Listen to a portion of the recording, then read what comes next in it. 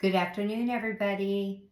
Part 2, and this is about the trust in America. It's been eroding, and there's many reasons why. I think a big one of them is the conspiracy theories that are out in force, like so many. We don't even know what's true and what isn't anymore. We watch a killing and then they try to tell us something else, that it's this person, when we all saw it. We've been watching this many times. So that's what I'm going to be speaking about today. And we left off on part 1 about William Cooper, his book. And it's called Behold a Pale Horse. And they had considered required reading in the prison system, in the prisons. And the prisoners loved it. They loved it because William Cooper spoke a lot about oppression. And the black males considered themselves oppressed. And they also, many of the prisoners saw Cooper as a hero, particularly among the oppressed black males. That resonated with them. So I don't agree with everything that Cooper had all of his interviews and books he wrote, and he had a radio talk show program as well. But we have to explore some of this because it's important, I believe, and we have to look at things with honesty and with truth instead of hearsay. And part of the problem today is the conspiracy theories that are being thrown out there. There's never any proof or evidence. It's just given to us on a silver platter. Like, here, this is what happened and this is what it means, but then we see it and it doesn't make sense. And then it's kind of like the JFK assassination, whereas, and I'm using that only as an example, where they wrote how many books about what happened, and then no one knows what the truth is, right? So that's what I'm talking about. And that's why I'm exploring this and wanting to get to the bottom. Why is it happening? So, but I'm going to cut through what happened to Cooper. He was killed in a shootout in Arizona by the police, and they were coming to arrest him, and I guess they killed him. So, and this happens shortly after 9/11, September 11th. But many people thought that Cooper was crazy and was false in many of his issues that he brought up. And they considered him dangerous. Now, this is what happens to anybody that speaks about, like, if once they pin a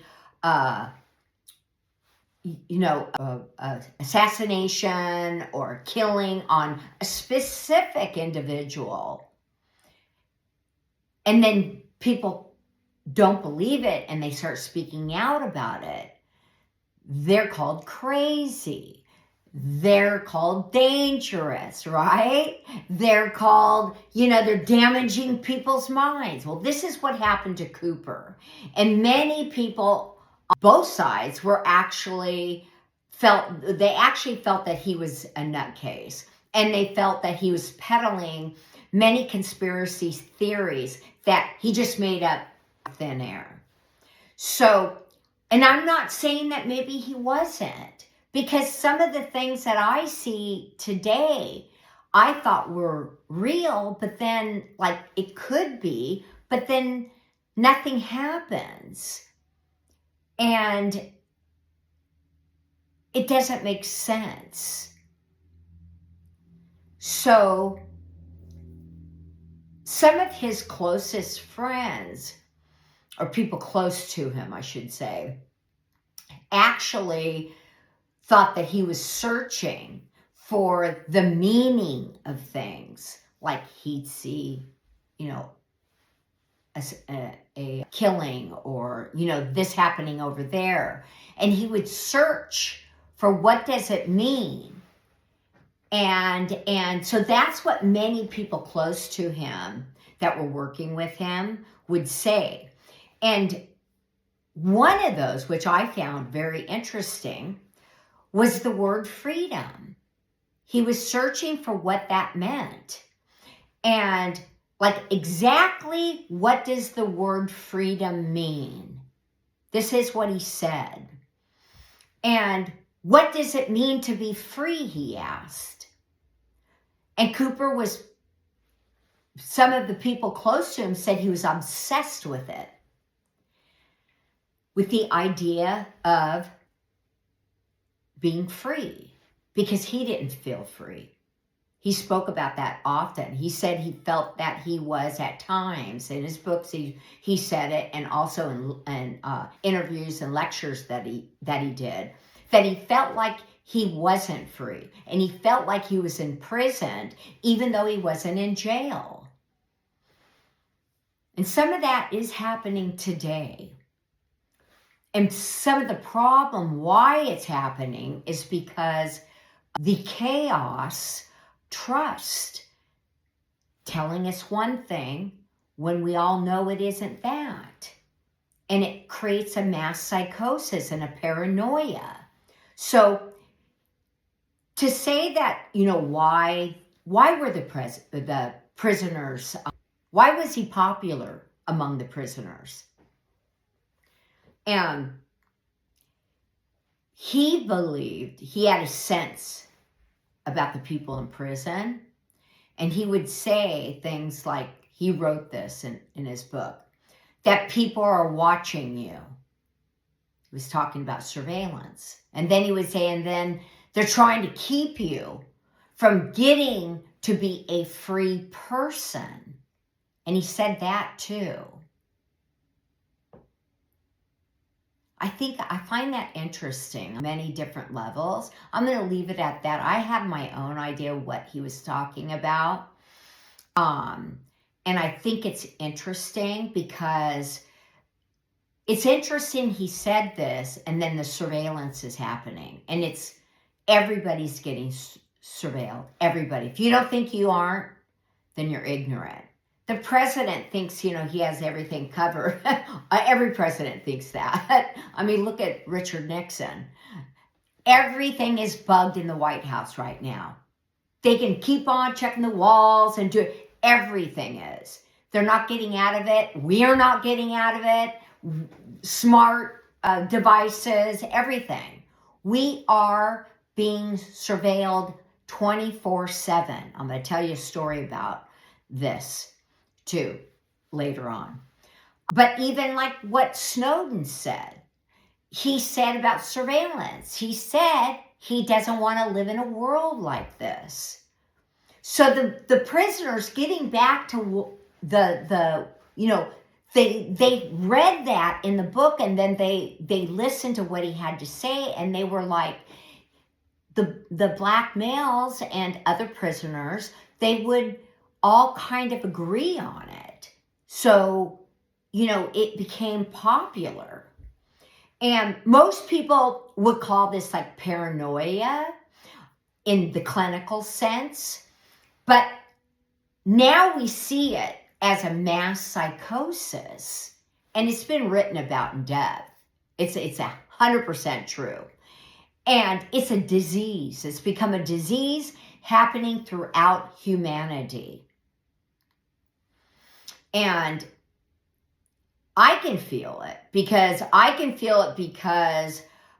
live in a town. I would have never moved to this town if I knew what this town was about. I mean, it is the military industrial complex. It's huge here, gigantic. I think this guy told me it supports 60% of the income in this town. So if it's 60, I mean, if it's 60, it's probably more. It's probably more like 75 to 80. That's how I look at it. And that means that, let's just say 75, that it's pretty much all military. You've got the Naval Academy here. So there's tons of, training and people coming and going from different countries, and language schools over there, all kinds of, I met some people, I had a dog walker at one time that did the language school over there. And, I mean, she spoke all kinds of language. She's from Israel. And, anyway, so, but what I'm trying to say is if you don't see the surveillance happening, then you're probably not aware. And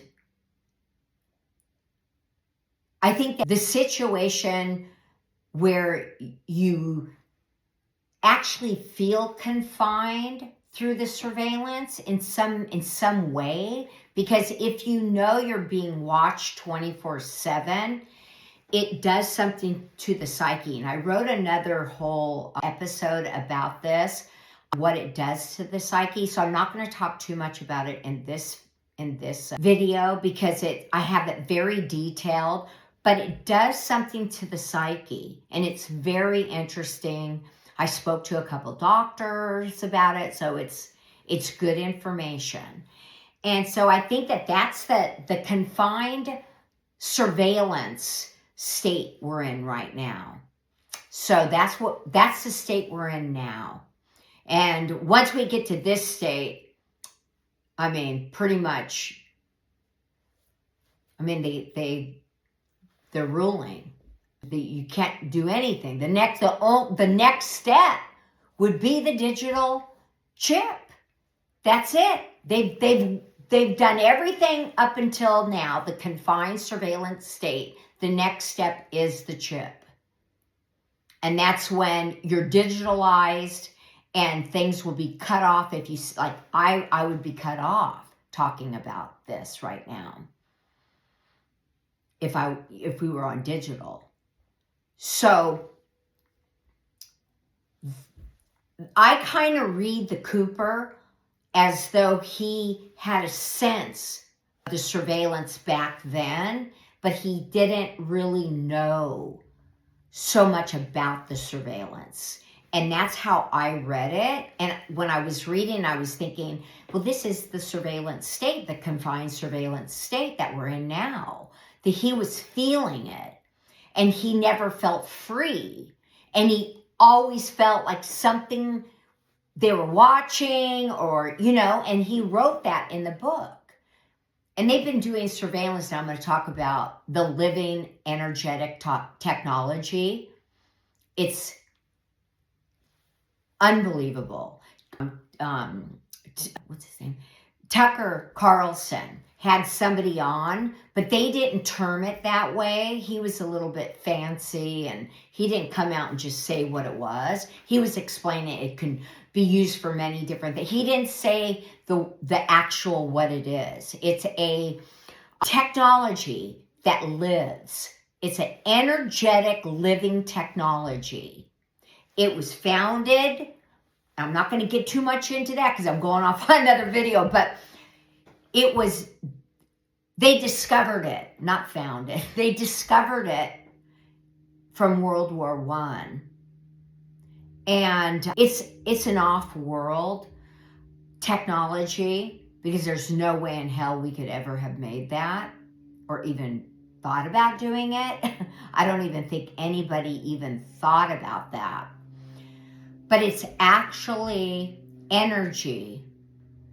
Picture it like this, a ball of energy. I've seen it twice. That is electric and lives, and you can manipulate it, and you can do many things to it. And this is what I believe they use against humanity in many forms. They can put it in nano form. They can come to your back door and it's just like a red frame. You can see like it's kind of like a body, but you don't. It's not a body. It's a electric body, but you see like an outline, and it has like a devilish, like a red. It has like a red line going around it. But then the ball of energy is like 10 to 15 feet away from the figure. It's not, you can't, unless you're very aware and you have a good sense, you can see the body form, but it's not like a person, but it is. And so there's many things that they're doing with this. So there's all these things that we don't know about, and we're living in this very odd, strange almost world that where things happen, but they tell us a story, but the story isn't true. And now we've all began to call it out. And we're not accepting it. They don't like that. And we've lost trust in the government and the military and everybody. I know I have, and I know thousands of people that have. Thousands of people. So, but Cooper was looking for the reasons why he felt confined. Even though he was, living in America, because supposedly America is the home of the brave and the free, right? And the bastion of freedom. But he didn't feel it. And this became a search and for him. And I don't agree with everything, like I said, about William Cooper. But we have to discuss it. We have to float it and flush it out. And like I said, in the first, the part 1, there was the guy, Richard Doty, who worked 35 years in the Air Force, in the Department of Deception. And he lied to all the Americans, and, our information gets across the globe. So for 35 years, and he said he did a damn good job at it. He thought he did great at it, deceiving. And so we always have to keep that over here to know that they hire people to put out information that's not true, to steer us into directions that they want us to believe. Now, everything you believe necessarily isn't true. Remember that. Just because you believe it doesn't mean it's true. So let's get back to Cooper. So he said, freedom is the most important thing I'm seeking. So why don't I feel free, is what he said. That's exactly what he said. And that was the thing that he was really concentrating on about a year before the shootout. Or a couple years before the shootout. And I think that all this stuff with the Illuminati and the flying saucers that he was investigating, all this other kind of stuff, these were some of the reasons I felt he maybe might not have felt free, because of the information that was being given to the public, to humanity. And it kept them from being free, because he knew that what they were telling all of us, it wasn't correct. And we know, like, if somebody lies to you, it doesn't feel good, right? Like, you feel like, good God, why would they do that? Why would they lie? And it takes a little bit of your spirit and freedom away from you, right? So that's what I believe. And then we got to remember that Cooper, he came from a military family, and then he went to Vietnam. And it began to dawn on him that he said this. It was all bullshit. That was the word that he used. It was all bullshit. And he said that these people were just fighting for their own freedom. And the Americans were there to try to stop them from getting what they wanted. That's exactly what he said. It's much more complicated than, that statement, but it's something to think about. And I just thought I would throw that statement out because he said it. And we have to look at that. We can't take someone else's freedom away from them. We can't. If they're not doing anything bad, we can't do that. That's the law of the universe. So, like I said, it's much more can't say the word, complicated situation. Vietnam was complicated. It was. So, moving on. Then when he came back from Vietnam, he got into the naval intelligence. And a lot of stuff that they were saying, this is what he said, was actually contrary to the actual intelligence papers that he was reading. So Cooper began to think, wow, this is really a problem here.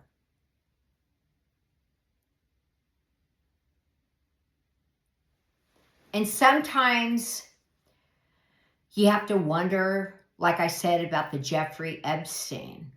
Like, he was all dressed up in the Navy, official Navy uniform, like this, stripes and everything. You have to wonder sometimes, was he in the Navy intelligence? I often have thought that before. Like I because a lot of the psyops and a lot of the deception is to put people out there to almost essentially act and to get information, become a person so you can get into the different outlets. And this has been a long time. I mean, they've been doing this forever, since, the pigeon, Waterloo, the pigeons did it. So, but you have to kind of look at everything, and then you have to, because remember, in plain sight, right? Everything is in plain sight. So, I think that it's very interesting. And he came back from, when he came back from Vietnam, he had PTSD, and he ended up in the VA like 2 times. And it really kind of killed him in his being, I mean, he said his personality, but really it's your being, it's your soul. And I don't know. I think these are interesting facts that he lays out. And it makes me think about, what exactly, who was he really? So who knows? He wasn't a Richard Doty. We don't know. See, this is why it's so interesting. And so to me, it seems like this is how I look at it. That sort of an armed, his personality had been armed from everything that his experience about looking for the person who's telling you one thing, but actually wasn't telling you the truth. And that's how I look at it. And this is what's happening now. So it seems like it's been this way, you know, forever to me. And you have to kind of look back to at like the 60s. Everybody in the 60s, people believed what the government was saying. It's weird, isn't it? Like, you know, because television and radio and people, you know, it was like just coming out, you know, so people were watching and people were like wanted to know and what have you, and everything that came off of the screen, everybody believed it because they would say, you know, like, why would they lie to us? So that's something too to think about, right? So there's always been conspiracy theorists, and Cooper may be like the father of it. That's how I look at it. And you always hear from people about the Federal Reserve and the Illuminati, and he really brought all this stuff up. He was like the first to bring it up, I believe. So, you know, going back once again to the prison subject is that Cooper was so popular that the hip hop music started to say the things he was saying, and they were out, like some of the music, some of the hip hop. They're out to get me.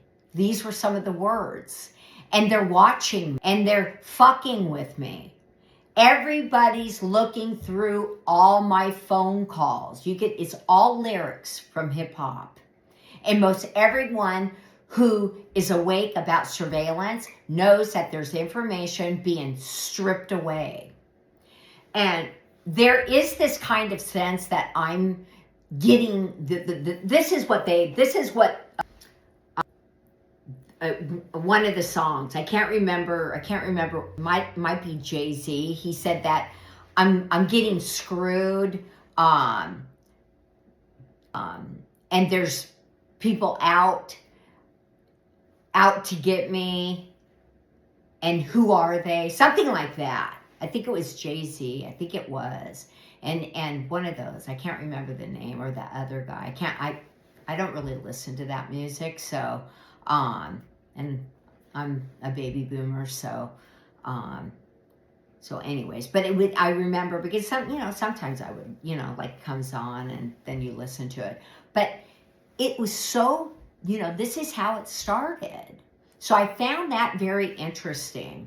And then what we're seeing now recently with Charlie Kirk and that whole situation is many are coming out and saying that people are trying to kill them, right? We saw all the influencers that get checks in the mail for being influencers and spreading narrative, right?